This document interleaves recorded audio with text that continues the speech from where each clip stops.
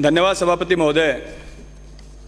आज बजट बहस के दौरान आपने मुझे बोलने का मौका दिया।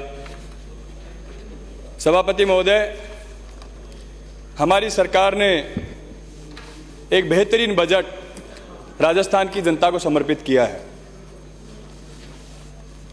क्योंकि हर बार जब बजट होता था एक बड़ी उत्सुकता राजस्थान की जनता में होती थी कि इस बार बजट में राजस्थान की जनता को क्या मिलेगा। हमारी सरकार की जो शुरू से मंशा रही कि अच्छी चिकित्सा सुविधा, अच्छी पढ़ाई, किसानों की अच्छी व्यवस्था, बिजली की हो, यह प्राथमिकता हमारी सरकार की रही। सभापति महोदय, राजस्थान देश में पहला स्टेट है जहां आम जन को जीने के अधिकार के साथ चिकित्सा व्यवस्था बिल्कुल सुदृढ़ की गई है। हमारी सरकार ने पिछली बार मुख्यमंत्री चिरंजीवी योजना लेकर के आए, 10 लाख रुपए तक का इलाज फ्री किया और इस बार उसको बढ़ा करके 25 लाख रुपए किए। राजस्थान पहला स्टेट है पूरे प्रदेश में जहां 25 लाख रुपए तक का इलाज प्रत्येक व्यक्ति का फ्री होने जा रहा है। उसके अलावा जो दुर्घटना बीमा चिरंजीवी योजना में पहले 5 लाख था, अब उसको बढ़ा करके 10 लाख रुपए किया। मैं धन्यवाद करना चाहूंगा मुख्यमंत्री जी का इसके लिए। सभापति महोदय, किसान का बेटा हूं, किसान की बात जरूर करूंगा कि जब पहले बिजली के बिल आते थे, हर दूसरे महीने किसान बिल आते सबसे पहले किसी से उधार लेने के लिए भागता था। बड़े बड़े बिल आते थे। हमारी सरकार ने इस बात को समझा, किसानों की भावनाओं को समझा और 3 फेज के 2000 यूनिट तक की बिजली फ्री की। शायद पूरे देश में पहला मॉडल स्टेट होगा राजस्थान कि जिसने किसानों के लिए बिजली फ्री की। पिछली बार घरेलू बिजली में 50 यूनिट फ्री की, इस बार उसको बढ़ा करके 100 यूनिट कर दिया। लगभग 90% लोगों के जीरो बिल राजस्थान में आएंगे, ऐसी मैं उम्मीद करता हूं। ओपीएस की जो बेहतरीन स्कीम पूरे देश में पहली बार राजस्थान सरकार लेकर के आई, उसका दायरा बढ़ाते हुए बोर्ड कॉरपोरेशन जितने भी थे सबको इसमें शामिल किया। इसके लिए मैं धन्यवाद देना चाहूंगा सरकार को। सभापति महोदय, इतना बेहतरीन बजट जिसकी जितनी तारीफ की जाए उतनी कम है। हमारे अपोजिशन के जो साथी, क्योंकि इनका धर्म है विरोध करना, कितना ही अच्छा काम करे सरकार, लेकिन उसका विरोध करने का इनका फर्ज है। मैं तो एक निवेदन इन सबसे करना चाहूंगा कि हमारे पूर्वी राजस्थान की सबसे महत्वपूर्ण परियोजना ईआरसीपी, इस पे कोई भी हमारे सांसद और विपक्ष के विधायक बोलना नहीं चाहते। देश के प्रधानमंत्री जी आए, मुख्यमंत्री जी और सचिन पायलट साहब दोनों ने इस बात का निवेदन किया उनसे कि अगर आप आ रहे हो तो ईआरसीपी को राष्ट्रीय परियोजना का दर्जा देने की घोषणा करके जाएंगे। हम सब लोगों को इस बात की उम्मीद थी कि राजस्थान की धरा पे, वो भी पूर्वी राजस्थान की धरा पे प्रधानमंत्री जी आ रहे हैं, तो निश्चित रूप से हमारे पूर्वी राजस्थान नहर परियोजना को राष्ट्रीय परियोजना का दर्जा देकर के जाएंगे। क्योंकि सभापति महोदय, पानी के हालात खराब है। बोरिंग कराते हैं, 6-6 महीने में बोरिंग सूख जाते हैं। पीने के पानी की किल्लत हो चुकी है। ईआरसीपी अगर नहीं आ पाई तो निश्चित रूप से आने वाले समय में पीने का पानी नहीं बचेगा क्षेत्रों में। लेकिन वो गोल मोड़ बातें करके घुमा फिरा के प्रधानमंत्री जी भी चले गए। निश्चित रूप से मैं कहना चाहूंगा राजस्थान की सरकार को भी और केंद्र की सरकार को भी, वो इनके पाले में गेंद डाल रहे हैं, ये उनके पाले में गेंद डाल रहे हैं। क्यों नहीं दोनों एक जगह बैठ करके, जल शक्ति मंत्री हमारे राजस्थान के हैं, एक जगह बैठ करके इसका समाधान निकालें। और मैं तो मांग करना चाहूंगा आपके माध्यम से कि एक दिन का सत्र ईआरसीपी पे बहस के लिए बुलाया जाए, इस पे बहस की जाए, पक्ष और विपक्ष के लोग इस पर अपनी बात रखें, किसकी कमी है। निश्चित रूप से जनता इस बात को नहीं मानती है कि कौन सी पार्टी क्या करना चाहती है। जनता को पानी चाहिए, जनता पानी मांगती है।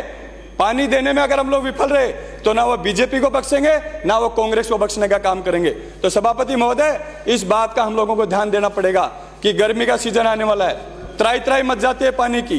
तो क्यों नहीं, जब हर बात पे हम लोग विशेष सत्र बुला लेते हैं, एक एक दिन की बहस करा लेते हैं, तो 13 जिलों की ईआरसीपी इतनी बड़ी योजना है, उस पर एक दिन बहस कराई जाए सदन में, पक्ष विपक्ष अपनी बात रखे और सरकार अपना जवाब पेश करे। और अगर कुछ कमियां हैं तो निश्चित रूप से उन कमियों को ठीक करके केंद्र सरकार को भेजने का काम करे, फिर गेंद इनके पाले में जाएगी, फिर पता चलेगा। बड़ा उत्तम सुझाव दिया है, इनका सुझाव स्वीकार है, प्रतिपक्ष तैयार है, बहस कराओ ईआरसीपी पर आप। Thank you. एक मिनट में आपको पता ही नहीं, आपके पीछे मैदान खाली है। बोलिए प्लीज, कंटिन्यू। सभापति महोदय, यह बहुत बड़ा विषय है, निश्चित रूप से बैठिए प्लीज, बैठिए प्लीज प्लीज। इतना बड़ा विषय है, प्लीज कंटिन्यू। 13 जिलों के करोड़ों लोगों की भावनाओं का ख्याल रखना है सभापति महोदय। 13 जिलों में लोग पानी के लिए त्राही त्राही कर रहे हैं। जब हम गांव में जाते हैं, हर व्यक्ति पानी की बात करता है। हमने सड़कें अच्छे बनाई, हमने हॉस्पिटल अच्छे बनाए, हमने इंग्लिश मीडियम स्कूल बनाए, हम सब काम बेहतर करना चाहते हैं। हमने कॉलेज खोले, हमने नगर पालिका बनाई, हमने सब डिवीजन बनाए, लेकिन जब पानी नहीं मिलता है तो वो सब पे पानी फिर जाता है। तो मैं निश्चित रूप से मांग करना चाहूंगा, आज हमें सत्ता में, कल पता नहीं कौन होगा, हम होंगे या दूसरे होंगे, लेकिन ये जवाब उनको भी देना पड़ेगा।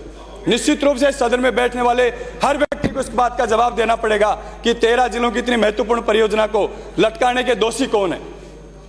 तो निश्चित रूप से यह सत्र बुलाने की मैं मांग करता हूं और सब लोगों से निवेदन करता हूं कि एक दिन की बहस ईआरसीपी पे कराई जाए, और अगर कुछ कमियां हैं तो हमें ठीक करनी चाहिए, उनकी कमियां हैं तो उनको भी हम बात करेंगे आमने सामने खड़े होकर के। सभापति महोदय, इस बजट में मेरी विधानसभा को मुख्यमंत्री जी ने बहुत कुछ दिया है, मैं उनको धन्यवाद भी देना चाहूंगा कि एडीजे कोर्ट हमारे विराटनगर कैंप कोर्ट दिया, सड़कें भी दी हैं, ग्राम भाकरी में पीएससी भी दिए।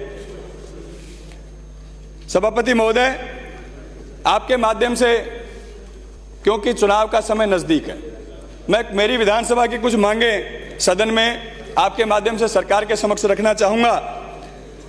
माननीय मुख्यमंत्री जी ने बजट में घोषणा की है कि हम प्रत्येक नगर पालिकाओं को 20-20 किलोमीटर सड़क देंगे। सभापति महोदय, जो पुरानी नगर पालिकाएं हैं उनके पास अपने संसाधन है, उनके पास पैसा है, वो सड़कें लगभग बना भी चुके। कई जगह तो कह रहे हैं हमारे पास बनाने की जगह ही नहीं है, लेकिन जो पिछले 3-4 साल में नई नगर पालिकाएं बनी हैं वहां पे सड़कों की बहुत ज्यादा आवश्यकता है। बड़ी बड़ी नगर पालिकाएं, मेरे पावटा प्रागपुरा बहुत बड़ी नगर पालिका है, 25-30 किलोमीटर सड़क हम बना चुके, 20 किलोमीटर आ गई तो भी स्थिति कंट्रोल में नहीं है।